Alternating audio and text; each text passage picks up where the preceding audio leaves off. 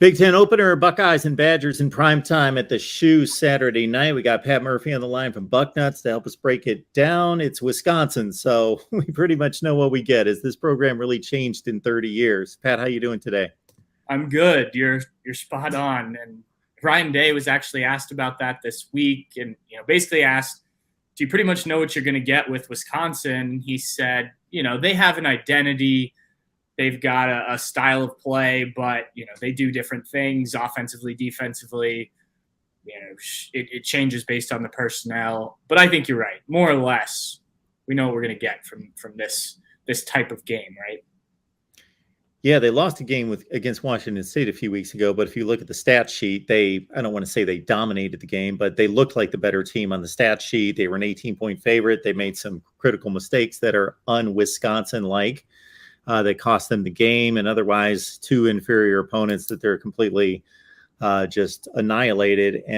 But it looks like the typical great front seven on defense, could be one of the top 5 to 10 defenses in the country that they typically have. Maybe the secondary is not the best in the world. Dominant offensive line, a great back in Braylon Allen, and a couple of complimentary guys, Ches Malusi, and a complete running back room. And then kind of up to Graham Mertz to make some progress, but he's not counted on to do a whole lot. But obviously he's got to deliver in the passing game. So that's kind of the Wisconsin take. So I guess if we start with the Ohio State offense, the approach here, they're expected to score and put up yardage against everybody, but this is going to be one of the top defenses they're going to see all season.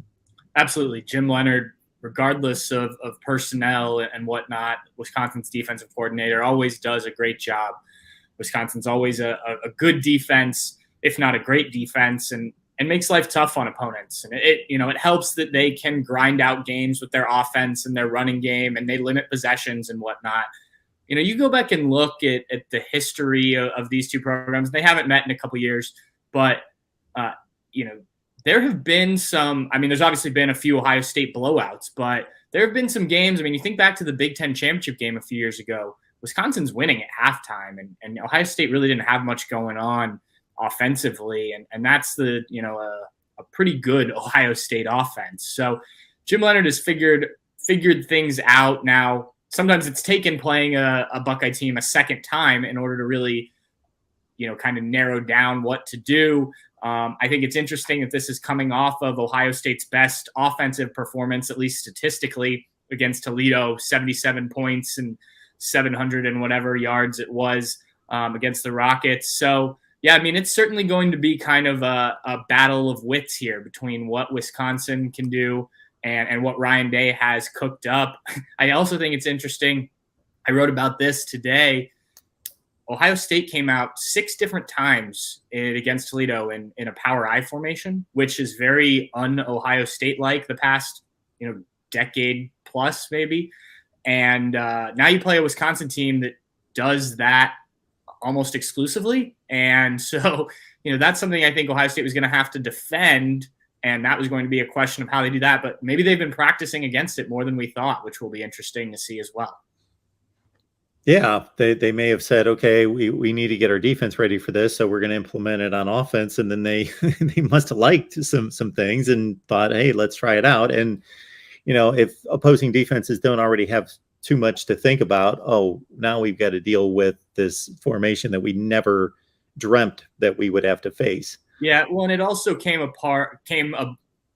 to, so to speak, because Ohio State was down a couple receivers with Jackson Smith and Jigba and Julian Fleming and Cameron Babb all missing essentially the first 2 games. And so they needed to figure out the best to maximize their personnel. Obviously, you still have Emeka Egbuka and Marvin Harrison Jr., who both had 2 great games the last 2 contests. But you have 3 tight ends you really trust in Cade Stover, Mitch Rossi, and G. Scott. Okay, how do you get these guys on the field and maximize them, plus get the running game going, which is something they really wanted to do and were able to do against Notre Dame in the second half. So I think it's just been kind of an interesting way that this Ohio State offense has evolved this season. And we're only 3 games in. This offense has not written its story yet. But it is interesting that, they've kind of taken some different approaches to things because of guys being out. And, it culminated so far in 77 points against Toledo. And yes, it's Toledo, but that's a Toledo defense that most people thought from at least a MAC level was going to be pretty good. And statistically, now they haven't played anybody, but statistically was very good coming in. So I don't think that's a good barometer of what Ohio State's offense will do to Wisconsin. But I do think it's probably a confidence boost that A, you were able to have this big offensive explosion in the final non-conference game, and B, you were able to do it in a number of different ways. Like you said, just gives a lot to think about for defenses coming up.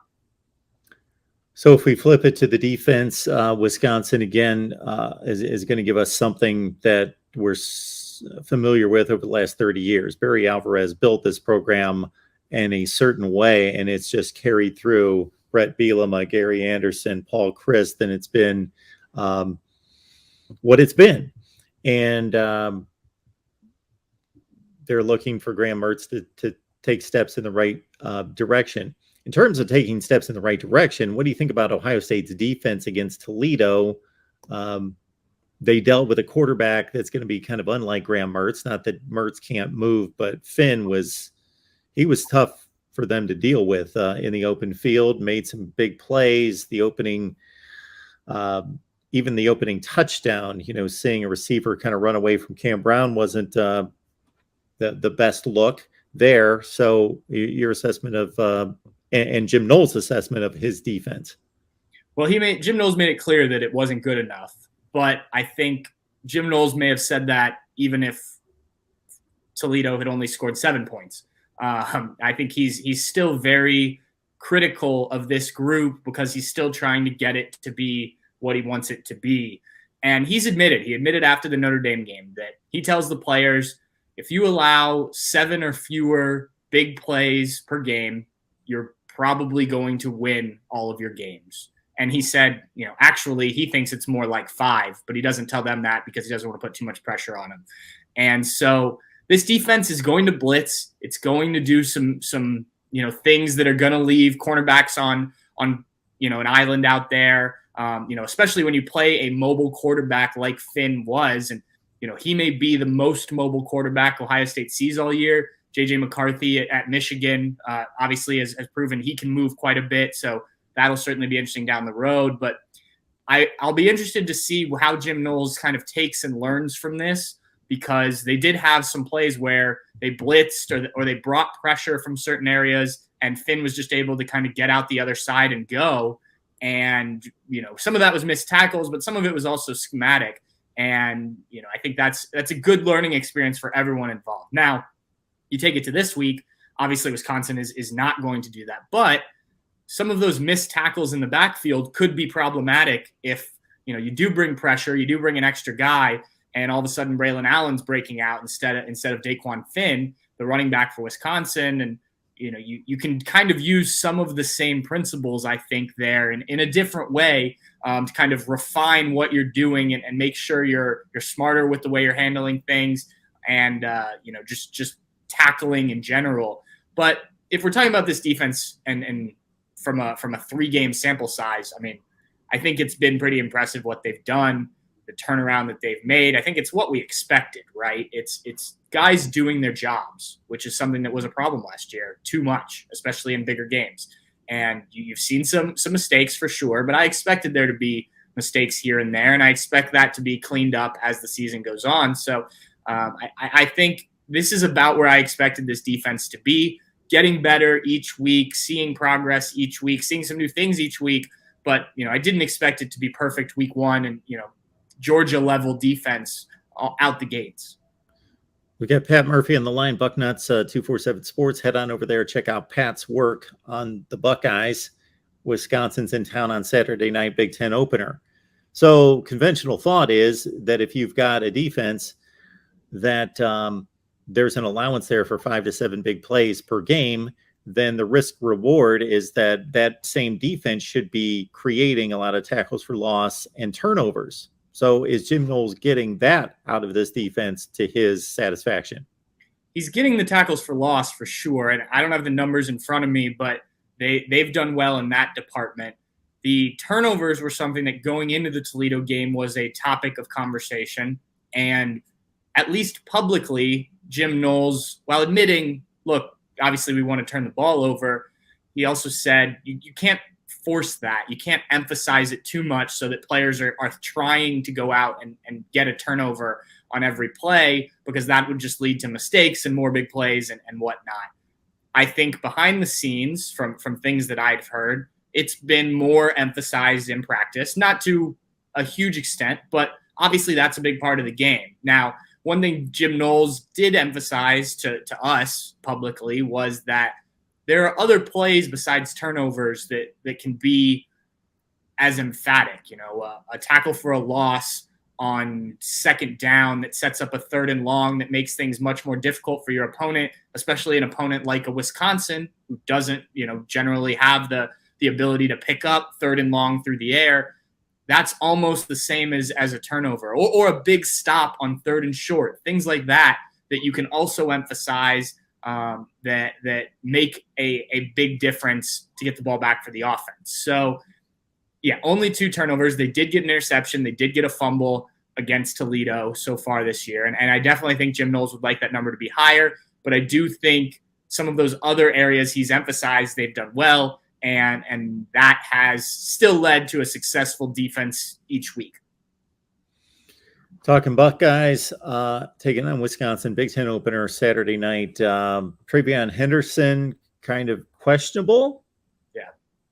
Yeah. I maybe probable, in between probable and questionable, if there's something along those lines. Ryan Day said he expects Travion Henderson and a couple other guys that missed Saturday's game against Toledo, Josh Proctor, the safety, Tanner McAllister, the safety, and Michael Hall, who was dressed but never got in the game, the defensive tackle who's played so well the first 2 games.